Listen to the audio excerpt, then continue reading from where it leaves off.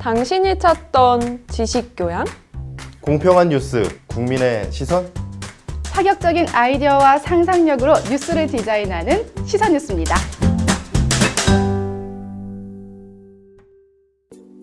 안녕하세요. 김지영입니다. 다리가 저려서 밤에 잠을 못 잘 정도로 고통을 호소하는 사람들. 전형적인 하지불안 증후군 환자의 모습인데요. 하지불안 증후군이란 심각하고 만성적인 신경질환으로 수면장애의 흔한 원인이 됩니다. 우리 주변에 많은 사람들이 앓고 있지만 이 질환에 대한 인식이 매우 낮아 대부분 치료 없이 방치되고 있는데요. 특히 의사들에게도 낯선 병이라 환자들도 정확한 진단을 받지 못하고 정형외과, 재활의학과 등을 전전하며 엉뚱한 치료를 받는 경우가 있다고 합니다. 오늘 건강프라임에서는 우리나라의 7.5%, 즉 300만 명 정도가 앓고 있는 하지불안 증후군에 대해 알아봅니다.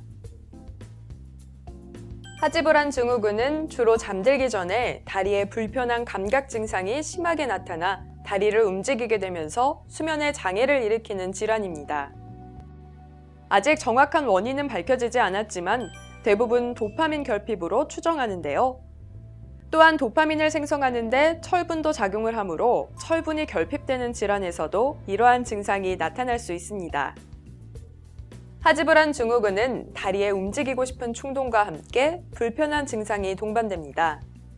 이러한 증상에는 다리가 근질근질하고 벌레가 기어가는 불쾌한 느낌, 당기는 듯하고 쑤시고 저리며 쥐어짜는 듯한 통증이 있습니다.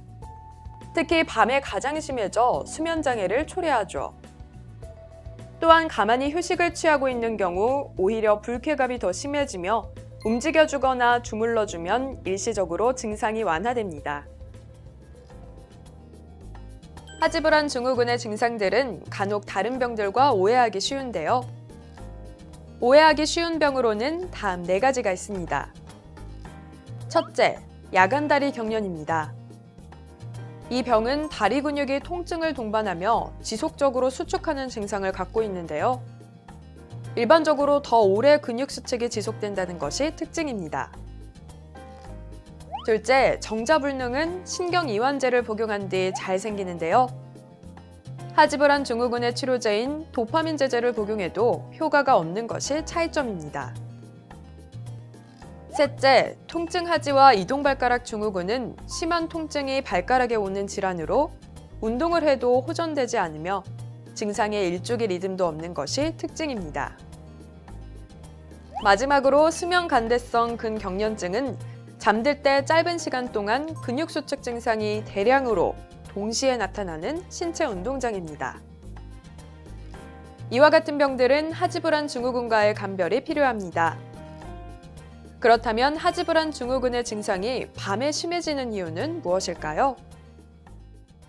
하지불안 증후군은 도파민이나 철분과 관련이 있는데 이런 도파민과 철분의 체내의 그 양이 일주기 변동을 보이게 됩니다. 그래서 저녁으로 갈수록 그러한 용량이 적어지면서 증상이 더 보일 수 있고, 그리고 저녁으로 갈수록 멜라토닌이 증가하게 되는데 그것과도 연관이 되어 있다고 얘기하고 있습니다. 지금부터 하지불안 증후군과 관련해 궁금한 점들을 알아보겠습니다. 먼저 하지불안 증후군은 다리에만 나타날까요? 그렇지 않습니다. 상지, 어깨 등에도 증상이 나타날 수 있으며 예외적으로는 코끝에도 증상이 있을 수 있습니다. 다음, 평소 다리가 자주 저리거나 쥐가 난다면 발병 확률이 높아질까요? 발병 확률이 더 높아진다고는 할 수 없습니다. 하지만 다리가 저리거나 쥐나는 것은 하지불안 증후군의 증상으로도 나타날 수 있기 때문에 앞서 하지불안 증후군의 특징적인 증상과 함께 나타난다면 감별 진단이 필요하죠. 다음 궁금증, 임신한 여성에게서 더 흔히 발병하나요? 인데요. 그렇습니다. 임신한 여성뿐 아니라 철분 결핍성 빈혈이 있는 경우, 신장 질환이 있는 경우에는 철분이 부족할 수 있는데요. 철분은 도파민 생성과 관련이 있기 때문에 이러한 분들에게서 하지불안 증후군이 잘 생길 수 있습니다. 마지막 궁금증, 하지불안 증후군은 완치가 가능할까요?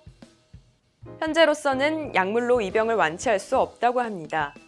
하지만 증상에 대한 치료로 도파민 제제나 철분 제제를 사용할 수 있는데 대부분의 경우 증상에 대한 효과가 좋은 편입니다. 그렇다면 하지불안 증후군의 발병률이 높은 성별과 연령대는 어떻게 될까요? 하지불안 증후군은 여성에서 남성에 비해 한 2배가량 흔한 것으로 되어 있고 70대까지는 나이가 들면서 유병률이 증가하다가 70대 이후에는 감소하는 경향을 보이고 20대에서 한 40대까지는 5% 정도의 유병률, 그리고 60대 이상에서는 44% 정도의 유병률을 보인다고 되어 있습니다. 하지불안 증후군은 따뜻한 족욕, 다리 마사지, 그리고 걷기나 스트레칭, 체조 등과 같은 가벼운 운동을 하는 것이 증상 완화에 도움이 된다고 하는데요. 특히 약물을 복용했을 때 증상이 훨씬 완화된다고 하니 더 이상 고통스러워하지 마시고 신경과 전문의를 찾아 적절한 치료를 받으시기 바랍니다. 지금까지 하지불안 증후군의 모든 것, 건강 프라임이었습니다.